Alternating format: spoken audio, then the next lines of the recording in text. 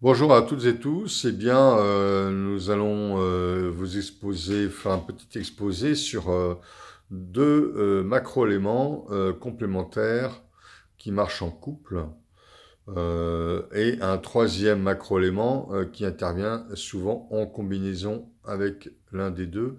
C'est le calcium et le magnésium, avec éventuellement le phosphore qui fonctionne souvent en lien avec le calcium. Donc, d'abord, précisons ce que c'est qu'un macroélément.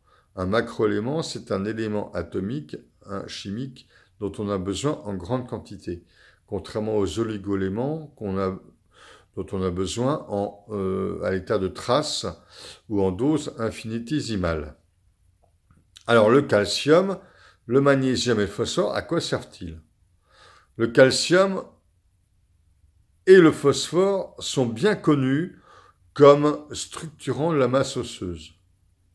Ils font partie de la composition de la structure minérale de l'os, puisque les minéraux de l'os, c'est principalement des cristaux apatitiques de phosphate calcique.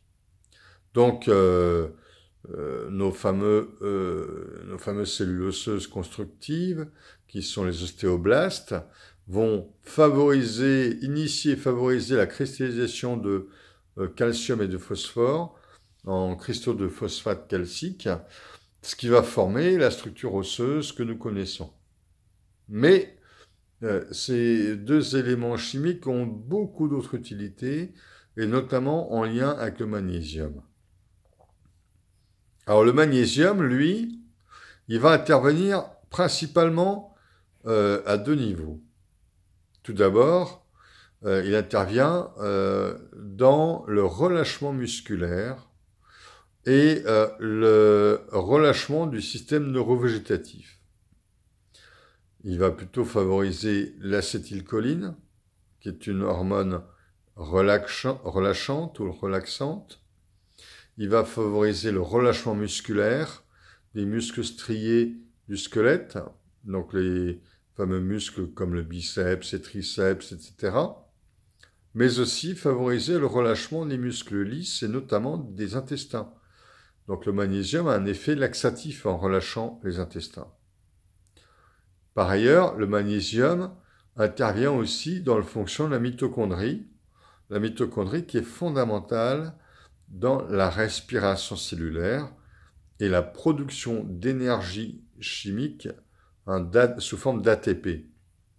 Donc le magnésium est important dans le fonctionnement de la cellule et le niveau d'activité de la cellule. Le calcium, lui, va être plutôt antagoniste du magnésium au niveau nerveux et musculaire. Le calcium va plutôt favoriser la transmission de l'influx nerveux vers les muscles et donc la contraction musculaire.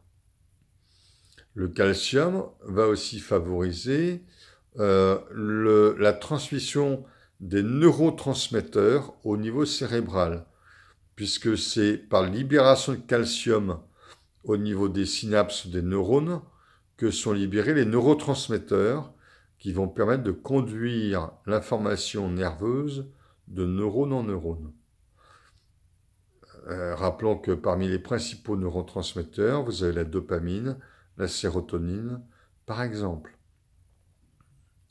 Donc le calcium favorise ce fonctionnement-là. Le calcium est donc à la fois un élément chimique nécessaire aux fonctions des tissus nerveux, mais également à la tonicité musculaire. Enfin, on peut dire que le calcium fonctionne en relation avec le phosphore. Le phosphore, lui, est fondamental. Le phosphore fait partie de la structure de l'ADN, des ARN et de l'ATP. C'est d'ailleurs les liaisons entre des phosphates qui font la réserve énergétique chimique de l'ATP.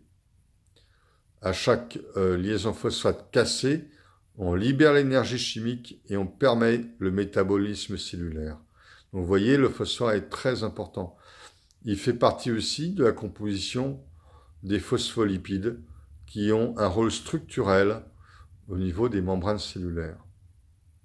Alors, le phosphore, à la fois lieu de stockage d'énergie chimique, ce qui est nécessaire par exemple au fonctionnement cérébral, au fonctionnement musculaire, au métabolisme de toutes nos cellules. Il a aussi un rôle structurel au niveau de la membrane cellulaire, un rôle structurel dans l'ADN, donc le matériel génétique. Le phosphore donc est un élément fondamental. Vous voyez que ces trois éléments-là, calcium, phosphore et magnésium, sont extrêmement importants pour notre métabolisme. On ne doit surtout pas en être carencé. On peut s'en procurer, alors par exemple le calcium et le magnésium sous forme de dolomie, hein, par exemple, ou dans le lithotame, qui est une algue calcaire. On peut en trouver aussi dans certains compléments alimentaires de type oligoéléments et minéraux ionisés. Voilà. Le phosphore, idem. Le phosphore peut aussi se retrouver dans certaines huiles de poisson, de mer froide notamment, donc, ou également dans des produits marins, les extraits marins, de chair d'huîtres ou de bigorneaux ou autres. Voilà pour ces trois éléments qui sont extrêmement importants pour notre organisme.